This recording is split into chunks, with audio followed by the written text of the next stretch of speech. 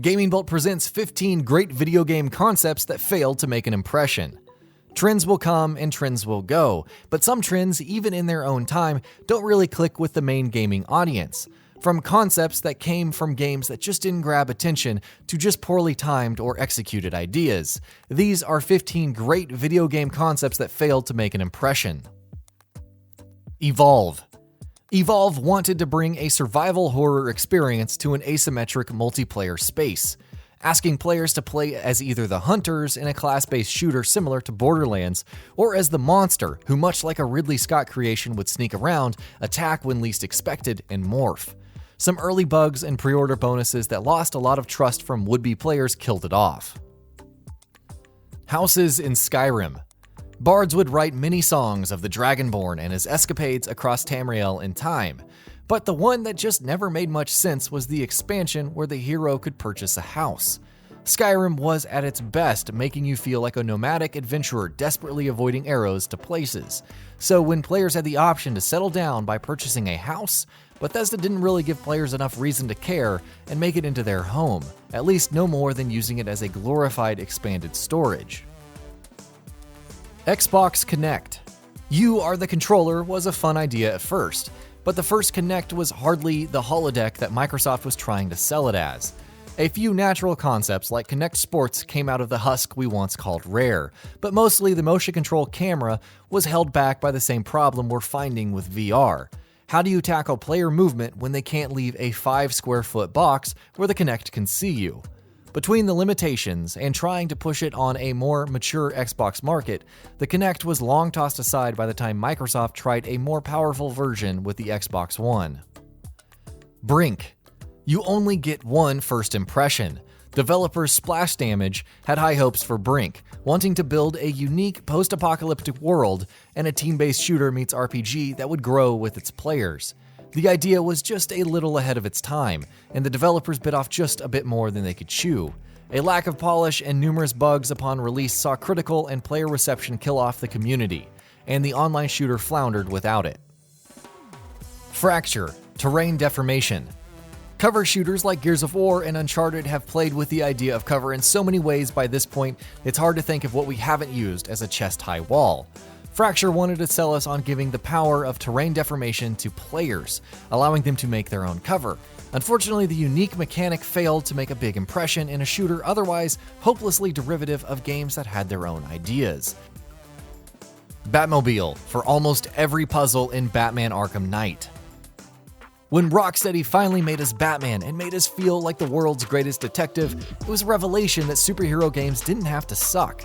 They went bigger with Arkham City to great effect, but when they tried to one-up themselves from there, we got the Batmobile.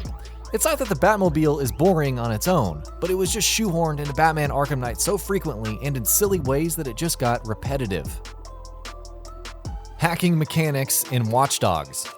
Ubisoft wowed us in 2012 with a vision of dynamically altering the world around us with engaging hacking mechanics to feel like the ultimate cyber vigilante at E3. Then we actually got to play the game.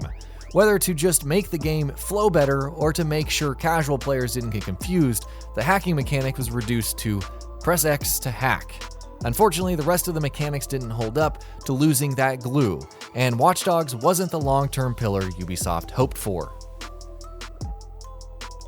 No Man's Sky. Born too late to explore 3D gaming.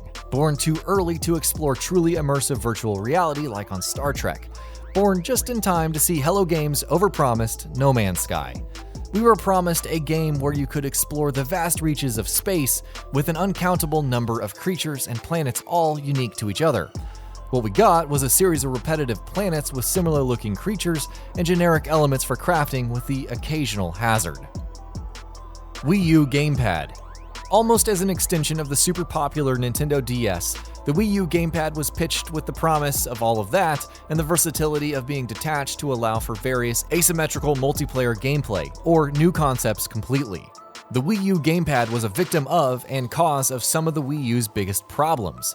The console was very underpowered next to the competition, but the price was driven way too high by the tech within the GamePad. Marketing failed to tell people what the console and GamePad were or could do, and as a result, we have maybe Super Mario Maker as the best argument for it. Virtual Boy. Nintendo has experimented with 3D gameplay long before the technology kind of caught up with them, with the Nintendo 3DS. The Virtual Boy was a strange beast, with a black and red display that you strapped to your face and controlled with a really weird symmetrical controller. If the eye-bleeding visuals didn't give you a migraine in 20 minutes, you would probably have seen half of what the library had to offer within an hour, and the 3D gimmick couldn't save it. Considering even recent Nintendo 3DS releases have come out without even bothering with 3D visuals at all, perhaps we can finally lay this gimmick to rest as something that just isn't additive. Motion-based controls. We would like to play. Nintendo kicked off a veritable motion control revolution with that pitch and an easy-to-pick-up controller that anybody could be familiar with, because it translated everyday actions into game commands. The gold rush that came after, burying the Wii in cheap shovelware, the PlayStation Move, and the above-mentioned KINECT oversaturated the market and made motion controls a little bit passé. They are enjoying a bit of a resurgence while matched with virtual reality tech, but they remain relegated to aiming Link's bow today. PS4 and PS3 remote play. Handhelds will never have the horsepower you can find in a console.